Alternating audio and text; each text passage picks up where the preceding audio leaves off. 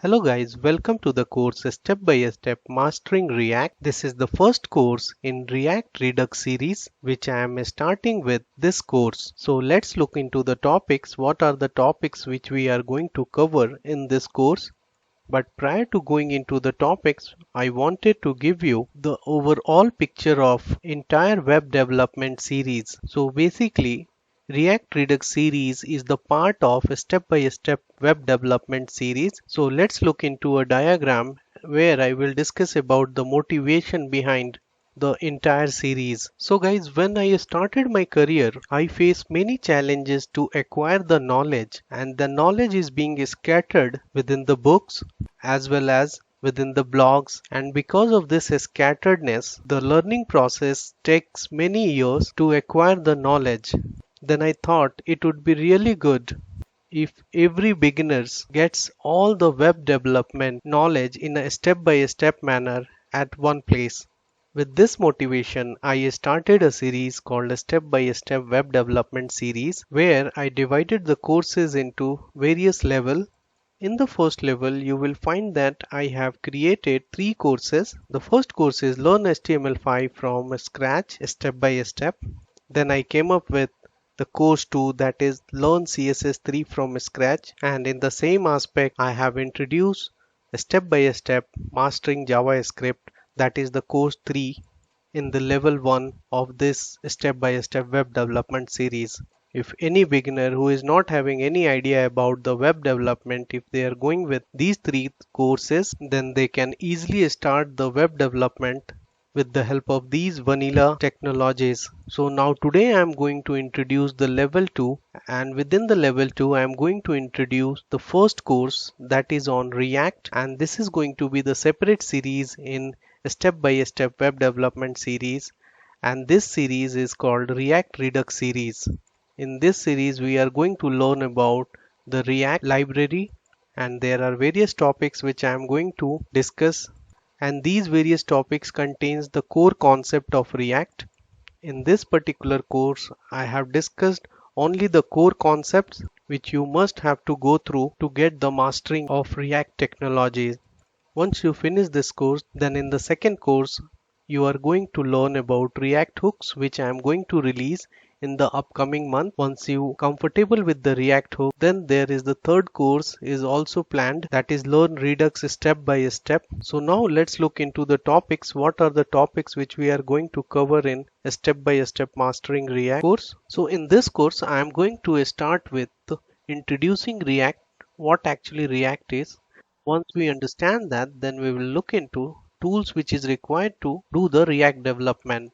Once you understand the tools, then we will proceed further and we will get our hand dirty with reactive programming by creating our first project in React. Then we will understand that React project structure.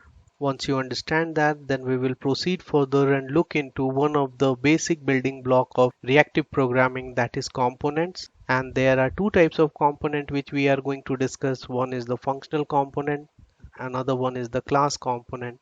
Once you understand that, then we will proceed further and we will look into one of the core concept of reactive programming is the JSX.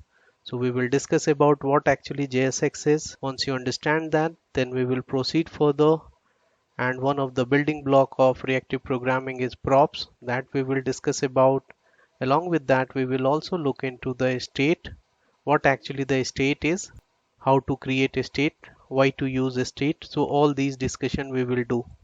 Once we are comfortable with the state, then we will proceed further and we will put some extension into the Visual Studio Code that will make our life easy while doing the React development. Once we done with this, then we will proceed further and we will look into how to use the setState method to mutate the component state.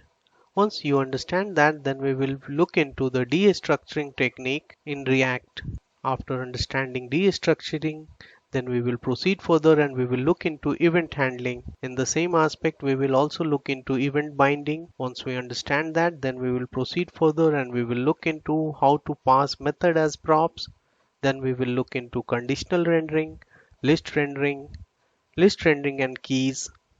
Then at step 20, we are going to learn about how to style our React component. So this is really very interesting topic. After that, we will look into form handling, how to handle forms within React. So this is also very important. We have discussed in step 21.